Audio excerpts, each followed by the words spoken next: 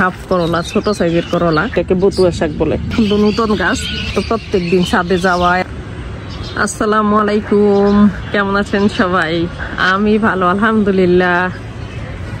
এইখানে আমার একটা সিম গাছ, তো একটা সিম গাছই এটা নিচের থেকে উঠছে চারা। তো এই সিম গাছে মাশাআল্লাহ যথেষ্ট পরিমাণ ফুল ধরতেছে, এখন সিমও ধরতেছে। এইখানে এই যে সিম ধরতেছে মাশাআল্লাহ। এইখানে একদম মানে আমি সিম গাছের ভিডিও করতে নেওয়ার সময় এই করলাই এটাকে বলা যায়, মানে হাফ করলা, ছোট সাইজের করলা। তো এইটা আমি মানে ভিডিও করার ফাঁক দিয়ে এটা দেখতেছি যে এটা উপরে হয়ে রয়েছে। এখানে আগে ছিল উস্তা গাছ, তো উস্তা গাছের ফাঁকে আমি কি করছি, মানে ওইখানে সিম গাছ যেহেতু উঠে গেছে একটা নিজে নিজে, আম গাছের গোড়ায় মানে ড্রামে, হাফ ড্রামে আম গাছের গোড়ায় একটা সিম গাছ এইভাবে উঠে গেছে ওই যে ওইখান থেকে। তো আমি পরে এখানে মাচা করে দিলাম, এখন মানে সিমও ধরতেছে গাছে মাশাআল্লাহ, আবার এখানে এই যে করলাও ধরতেছে। তো এই করলাটা এখন নিয়ে নিতে হবে মাশাআল্লাহ আলহামদুলিল্লাহ। বিসমিল্লাহ, করলাটা নিয়ে নিলাম।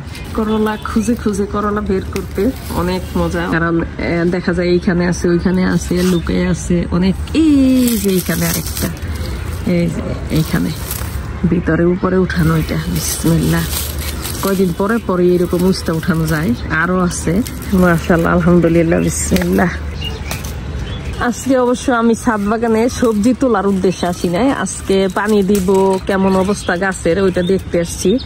উস্তা গাছগুলি আসলে অনেক দিন থাকে, সহজে মরে না, আর উস্তা গাছ থাকলেই উস্তা ধরতেই থাকে। তো মাশাআল্লাহ এরকমই, মানে উস্তা গাছ আসলে খুবই ভালো, এত বেশি যত্নও লাগে না, এত বেশি কিছু দিলে আরো সমস্যা হয়ে যায় গাছের। আজকে আমি আসলে গাছে সবজি তুলতে আসি নাই, কিন্তু দেখা যাইতেছে যে মাশাআল্লাহ কিছু সবজি একদম না তুললেই না, বাড়তি হয়ে যাচ্ছে, এগুলি নষ্ট হয়ে যাবে। আল্লাহু আকবার। এই যে এখানে একটা কোথায় গিয়ে মাশাআল্লাহ আলহামদুলিল্লাহ কোথায় গিয়ে ধরে আছে। এইখানে একটা কি সুন্দর, কয়েকদিন না নিলেই মাশাআল্লাহ অনেকগুলি একসাথে করে নেওয়া যায়। হাফ করলা, এটা প্রত্যেকটা গাছের থেকেই কিছু না কিছু উস্তা উঠানোই যায়, একটা ভাজির পরিমাণ সবজি হয়েই যায়। আমি ছাদে আসি, আমার মেয়ে আমাকে বারবার বলতেছে মাম্মি ছাদে যেও না, কি দরকার এত প্রত্যেক দিন ছাদে যাওয়া, একদিন না গেলে কি হয়, একদিন বাসায় ঘুমাও, মানে বিকালে ঘুমাও।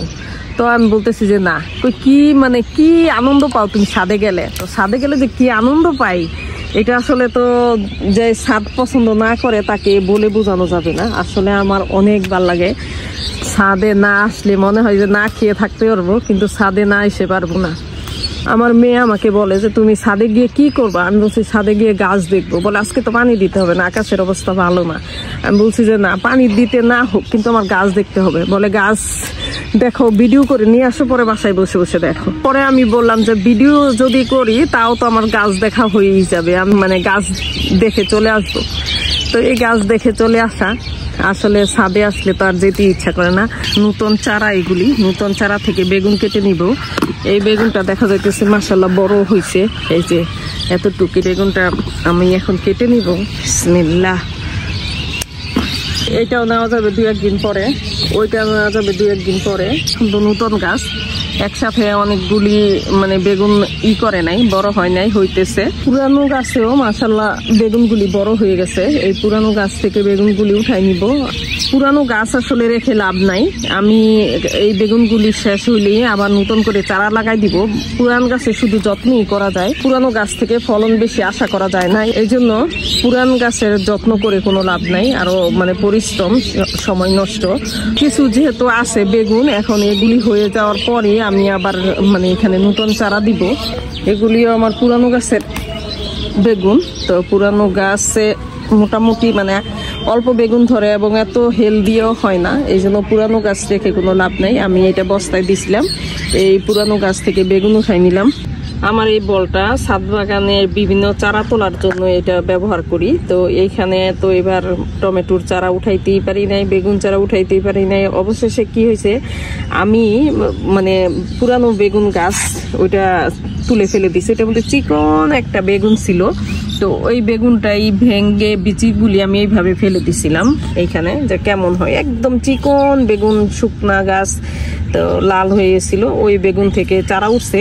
তো এই চারা থেকেই কিভাবে মানে সুন্দর বেগুন হয়, আমি পরবর্তীতে যখন এটা রোপণ করব তখন আপনারা দেখবেন যে এই নষ্ট চারা থেকে অনেক ভালো ভালো বেগুন হবে, বড় বড়। আর এখানে এই যে এটা মনে হয় সম্ভবত বতুয়া শাক বলে এটাকে, এইখানে নিজে নিজে উঠছে, কারণ আমার ছাদ বাগানে এই গাছটা ছিল, এইখানে হয়তো মাটির সাথে মিলে গেছে, মিলে গিয়ে মাশাআল্লাহ পুরাটা একদম ভরে গেছে। আমার খুব খুশি লাগে যে এই শাকটা দেখতেই খুশি লাগে। তো এই শাকটার একটা বীজ নিচে থেকেই উঠে গেছে, এটা সম্ভবত এটাকে বতুয়া শাক বলে।